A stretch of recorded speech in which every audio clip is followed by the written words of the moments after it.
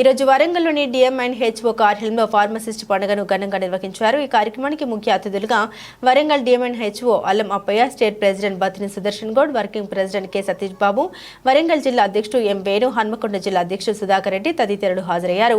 మహిళా ఫార్మసిస్టులు pharmacist ఆఫీసర్లుగా promotion రావడంతో వారు ఎంతో ఆనందాన్ని వ్యక్తం చేశారు. ఈ విజయానికి కృషి చేసిన జిల్లా అధ్యక్షులు, వర్కింగ్ ప్రెసిడెంట్, రాష్ట్ర నాయకత్వానికి మహిళా ఫార్మసిస్టులు ప్రత్యేక కృతజ్ఞతలు తెలిపారు.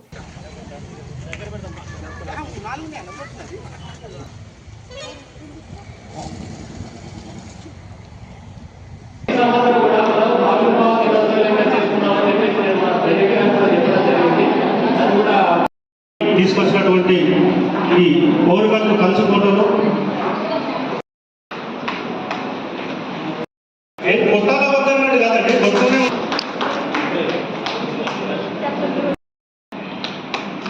థ్యాంక్ యూ అండి. సృజన గారు రెడీగా ఉన్నారు.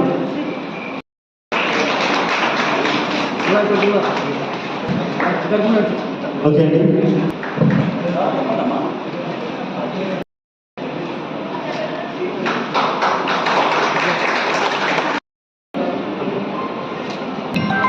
తర్వాత శ్రీమతి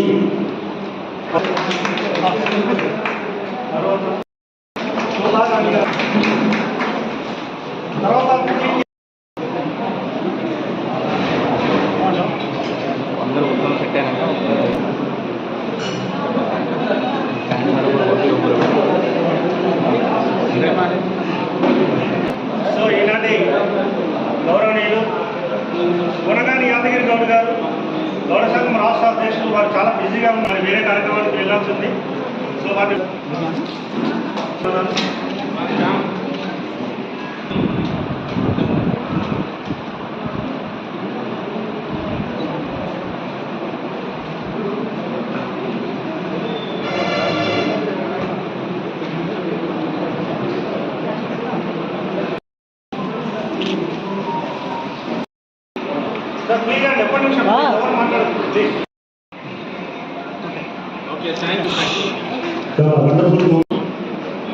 రాష్ట్ర వ్యాప్తంగా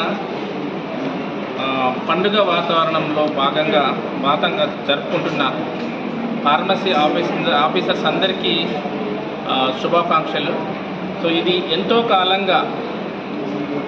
కాలంగా రాష్ట్ర అధ్యక్షులు, సెక్రటరీ, గౌరవ ప్రెసిడెంట్లు కలిసి సాధించుకున్నటువంటి ఘనతని మేము సహృదయంగా అభినందిస్తున్నాం.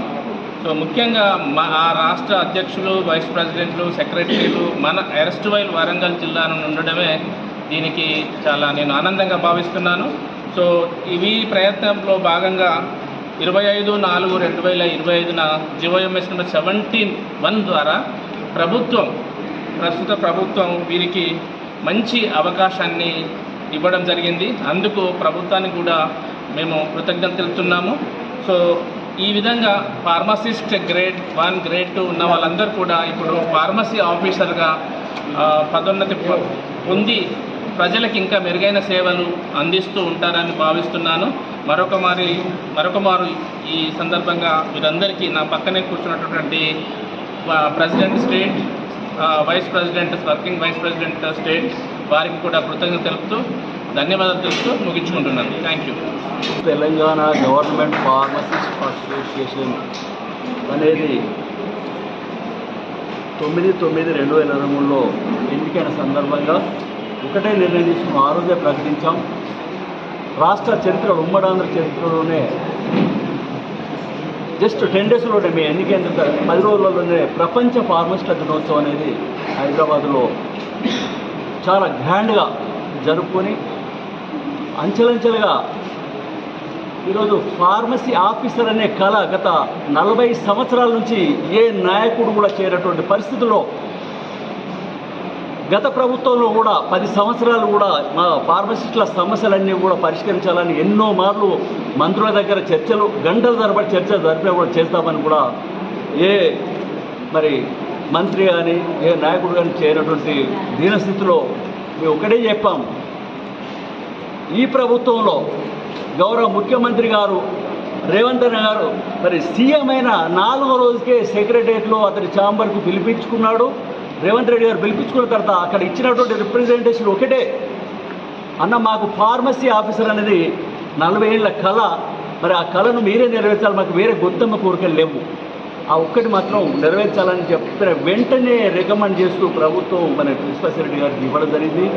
రెండో లెటర్ కూడా ముఖ్యమంత్రి గారే కాళోజీ కళాక్షేత్రం అని ఓపెనింగ్ వచ్చాడు వరంగల్కి. అందులో కమిషనర్ గారితో పర్మిషన్ తీసుకొని సీఎం గారిని పర్సనల్గా కలిసిన తర్వాత అన్న ఇంకా పని కాలేదని చెప్పిన వెంటనే ఫోన్ చేసి ప్రిన్సిపల్ రెడ్డి గారికి అర్జెంట్ ఫార్మసీ ఆఫీసర్ అనేది ఫైల్ వీళ్ళు తొందరగా పెట్టండి అని చెప్పినటువంటి వ్యక్తి గౌరవ ముఖ్యమంత్రి గారు. మరి గత 14 నెలల కాలంలోనే ఈ ఫార్మసీ ఆఫీసర్ అనేది దేశంలో 2-3 రాష్ట్రాల్లో మాత్రమే ఉంది. ఇవాళ ఫార్మసీ ఆఫీసర్ అనేది తెలంగాణలో రావడం మా ఫార్మసిస్టుల యొక్క పూర్వజన్మ సుకృతంగా మేము భావిస్తున్నాం. ముఖ్యమంత్రి గారికి, హెల్త్ మినిస్టర్ గారికి మేము హృదయపూర్వకంగా మేము కృతజ్ఞతలు తెలియజేస్తున్నాం. మరి అసలు ఫార్మసిస్ట్ అంటే ఏంటి ఈ సమాజంలో మరి చాలామందికి తెలియదు. ఫార్మసిస్ట్ అంటే ఏంటో వాళ్ళు కూడా అయోమయంలో ఉన్నటువంటి పరిస్థితి.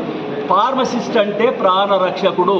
ప్రపంచ దేశాలన్నీ కూడా మీరు చూస్తారు, కరోనాతో విలవిల్లాడుతూ ఉంటే మరి ఔషధాలు కనిపెట్టినటువంటి వ్యక్తి ఎవరా అంటే ఫార్మసిస్టు మాత్రమే. దవాఖానలలో, బస్తీ దవాఖానలలో ఫార్మసిస్టులను వినియోగించుకుంటే మన పేద ప్రజలందరూ కూడా సరైన రీతిలో వైద్య సేవలు అందుతాయని చెప్పి సందర్భంగా మనం చేస్తూ ఉన్నాను. అలాగే ప్రతి పిఎస్సీలలో, ప్రాథమిక ఆరోగ్య కేంద్రాల్లో ఒకరే ఫార్మసిస్టులు, 3 ఫార్మసిస్టులు ఉండాలని చెప్పి కూడా ఈ సందర్భంగా మనం చేస్తూ ఉన్నాం. Thank you.